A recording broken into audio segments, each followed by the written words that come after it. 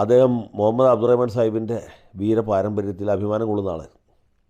അങ്ങനെയുള്ള കുറച്ച് ആളുകൾ ഇപ്പോഴും മലപ്പുറം ജില്ലയിലുണ്ട്. അവർ വലിയ ലീഗ് വിരോധികളായിരിക്കും. അങ്ങനെയുള്ള ഒരു ലീഗ് വിരോധിയും കോൺഗ്രസ്സുകാരനായിരുന്ന അതിരമൻ നമ്മുടെ രമേശ് ചെന്നിത്തലയുടെ അറിയപ്പെടുന്ന ചേർത്തുകൂടിയായിരുന്നു. അദ്ദേഹം DCCയുടെ ഭാരവാഹിയായിരുന്നു. തിരൂർ മുനിസിപ്പാലിറ്റിയിൽ കൗൺസിലറായിരുന്നു. Standing committee ചെയർമാനായിരുന്നു. എല്ലാം കോൺഗ്രസിൻ്റെ ലേബലിലായിരുന്നു. പിന്നീട് കോൺഗ്രസ്സിൽ നിന്നിട്ട് കാര്യമില്ല എന്ന് പറഞ്ഞപ്പോൾ അദ്ദേഹം ഇടതുപക്ഷ സ്വതന്ത്രനായി. അങ്ങനെ താനൂർ മത്സരിച്ചു.